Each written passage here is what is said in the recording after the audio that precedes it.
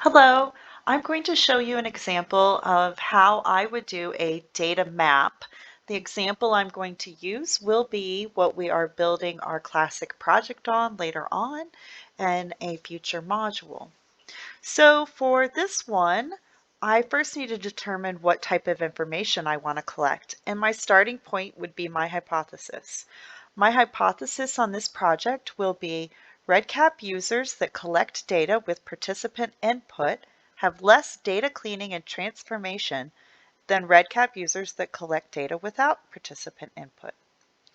So I really have to look at how the surveys do, um, how they perform in order to figure this out. And therefore, my measurable outcomes would be something like the number of stopped surveys, because if someone stops a survey, it would indicate that maybe there was poor recruitment, that people didn't really know what they were doing before they got into it.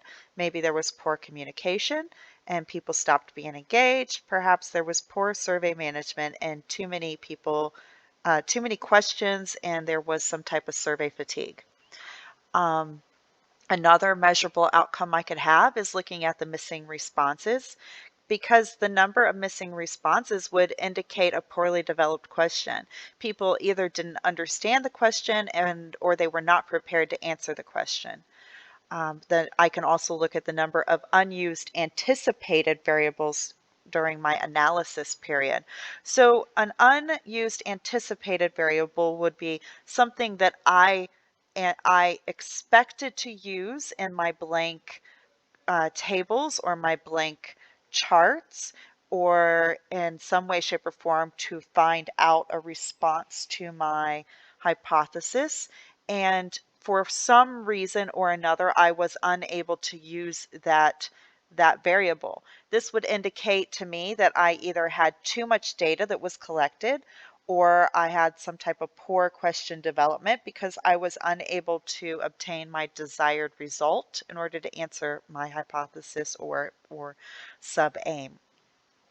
I could look at the number of duplications, because this would indicate repetitive data entry, which has a high chance of error. And because there's a high chance of error and duplication, I could also subset this with the number of data entry errors that occurred in a duplication set. I could look at the number of unanticipated variable transformations. So and when you're developing a project, you have to anticipate there's going to be some items that were kind of anticipated transformations. An example of this would be checkboxes.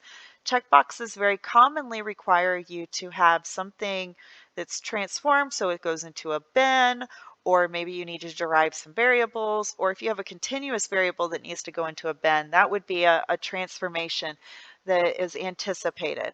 So if you have a high number of unanticipated variable transformations, that would indicate that you have poorly developed questions that require your resources to be fixed.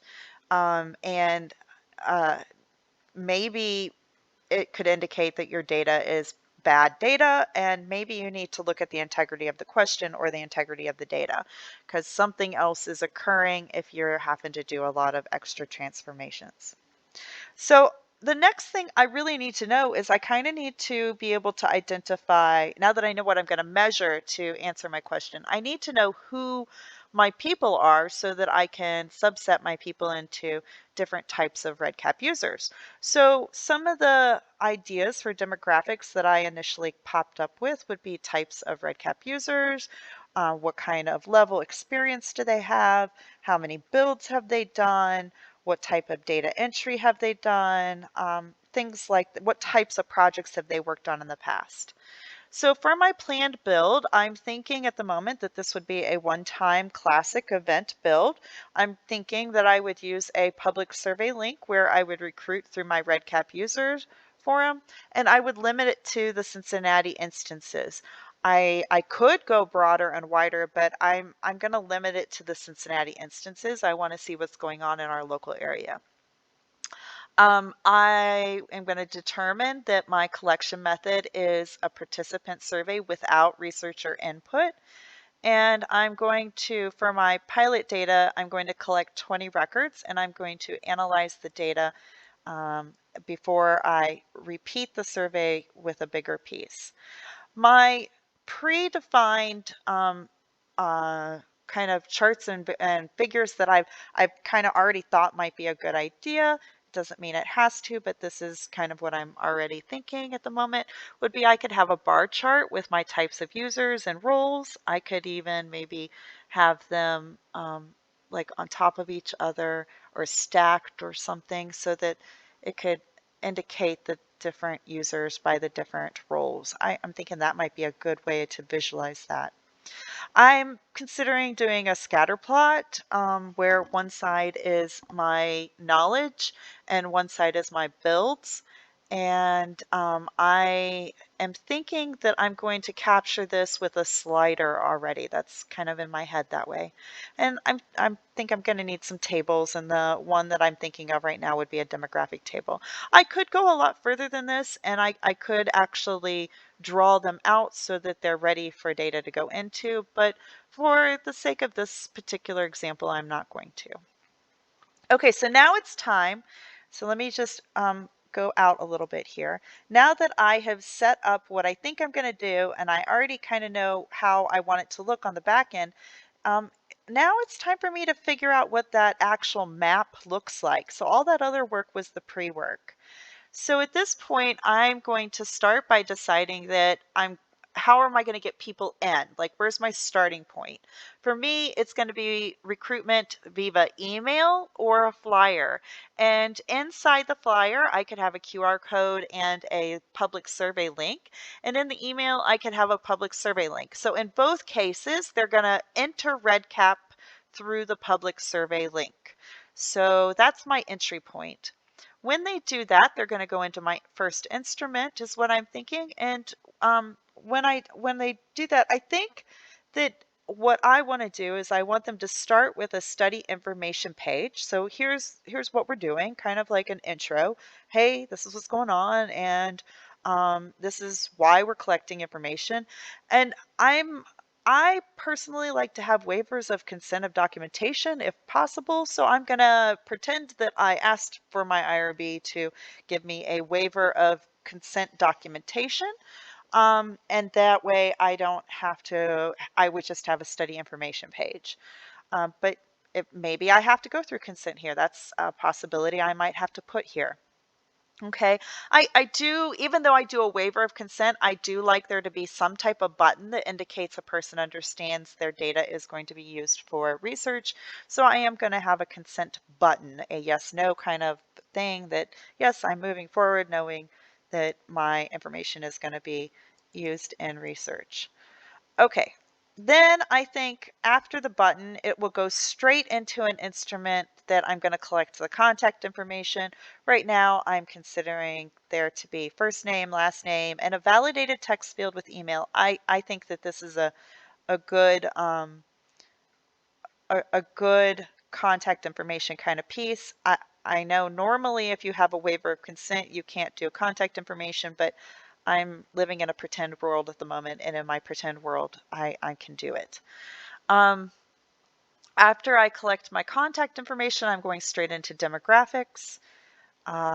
This is how I'm going to do this particular study, and I'm going to base my demographics off of the pieces that I built over here. So I put a few examples of questions right here and what kind of field I might want to use for them, knowing that each one of these checkbox ones, I'm going to have to do some kind of variable transformation on the back end. So that would be an anticipated change. So I have an example question that I might consider here. What type of REDCap user have you been in the past? And maybe these are my options. And here's what REDCap roles have you completed in the last 12 months? And here's some options. So that's an example of some demographics that would get me what I want.